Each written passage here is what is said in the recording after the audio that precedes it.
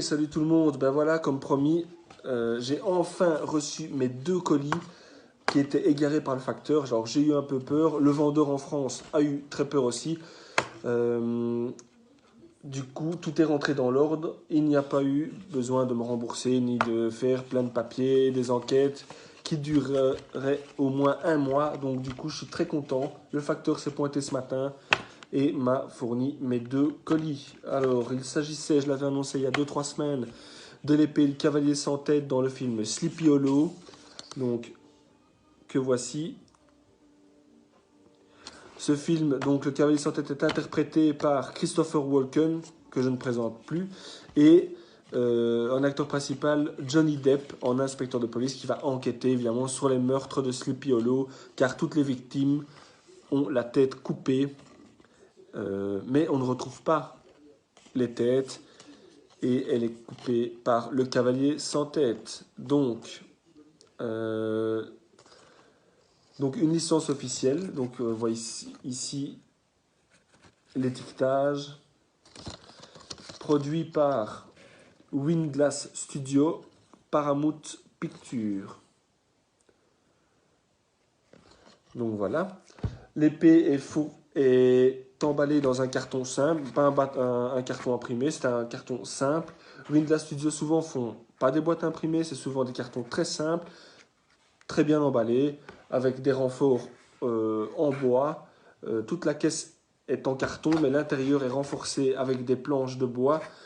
L'épée est entourée de polystyrène, il y a 5 morceaux, et au bout de la pointe, vous avez une protection qui pourrait aller même pour n'importe quelle épée. Donc voilà, en gros, le boitage, c'est fait. Ensuite, l'épée est emballée dans un sachet en plastique et la lame dans un fourreau en plastique rempli d'huile. Alors, j'en reviens à la vidéo que j'avais faite des entretiens. C'est une lame à haute teneur en carbone. Qui dit haute teneur en carbone dit entretien. Une fois par mois, c'est suffisant, comme je l'ai dit. Même peut-être une fois tous les 2 mois. Mais faites-le parce que j'ai eu une petite blague. J'ai déjà la hache du cavalier sans tête que je vais vous présenter ici. Voilà. La voilà. Donc aussi fabriquée par Windlass.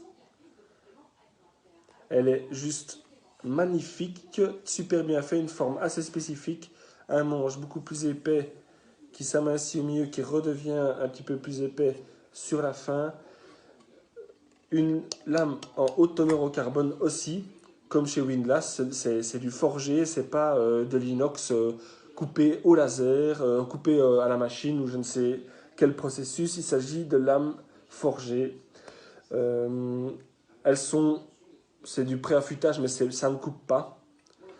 Donc voilà, en gros, suite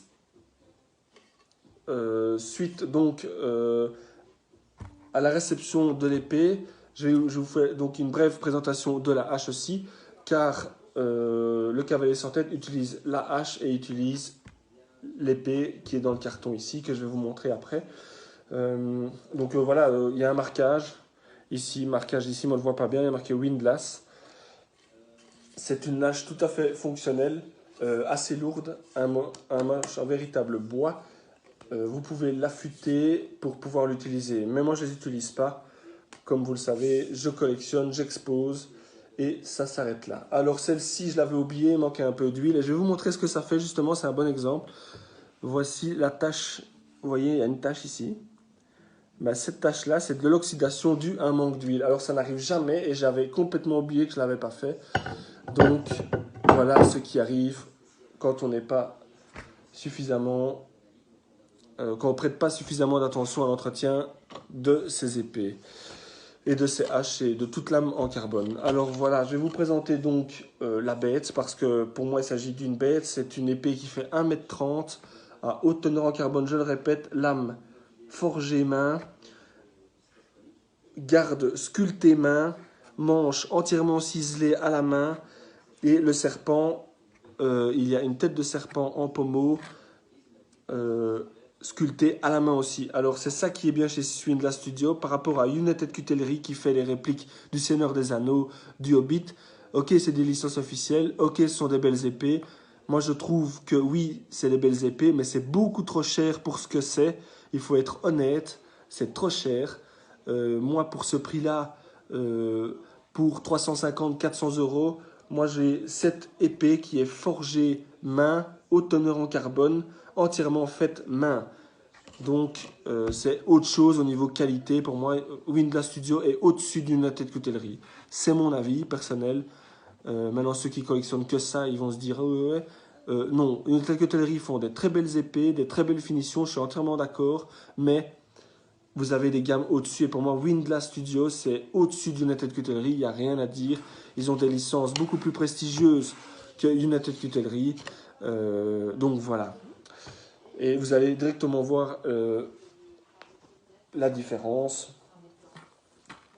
Donc, la lame est entièrement huilée, donc elle est pas propre. Le manche est un peu sale, d'ailleurs mes doigts sont noirs, car elle est restée longtemps dans son jus, si je puis dire.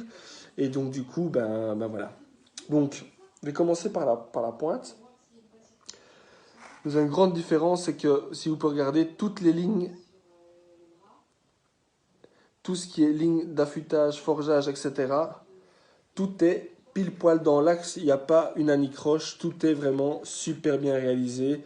Windlass Studio, ils sont vraiment très professionnels pour ça.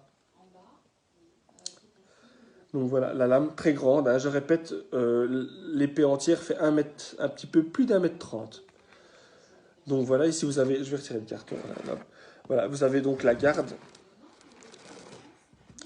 entièrement faite à la main, le manche ciselé à la main. Alors chaque carré est différent, il ne fait pas la même taille.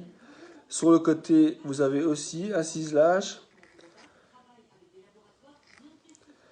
Et alors, vous avez le pommeau qui, attention mesdames et messieurs, qui est juste magnifique. Regardez-moi ça. Voilà, la fameuse tête de serpent en bout d'épée. Tout est fait à la main, assemblé à la main. C'est vraiment un travail magnifique qu'ils ont fait chez Windlass.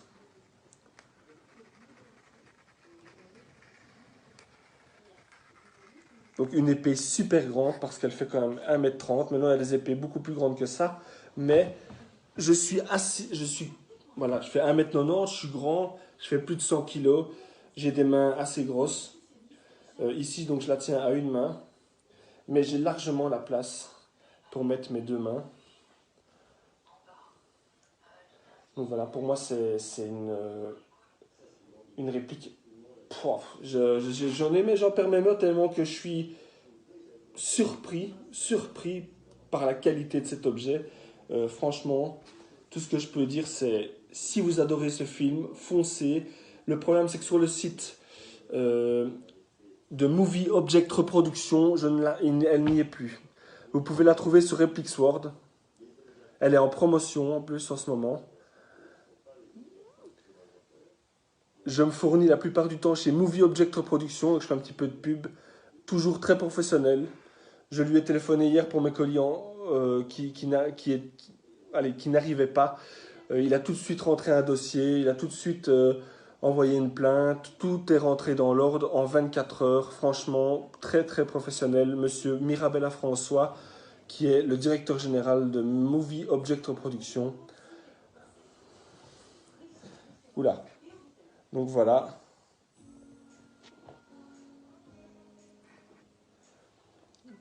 Superbe épée. Ben voilà, que dire de plus, hein. Je vais nettoyer entièrement l'épée. Comme je vous l'ai dit, elle est pleine d'huile. Le manche est c'est un petit peu noir, un petit peu sale. Donc je vais nettoyer l'épée correctement. Rehuiler évidemment la lame correctement. Et une fois qu'elle sera nettoyée, je ferai des photos de l'épée et de la hache ensemble, puisque l'un ne va pas sans l'autre. C'est comme Tintin et Milou pour la petite touche humoristique. Alors les amis, je vous souhaite une bonne soirée et je vous dis d'ores et déjà à demain pour la présentation du glaive de Théséus du film Les Immortals, signature Universal Studios. Je vous souhaite une bonne soirée. Prenez soin de vous, de votre famille et surtout restez chez vous. Ciao, ciao!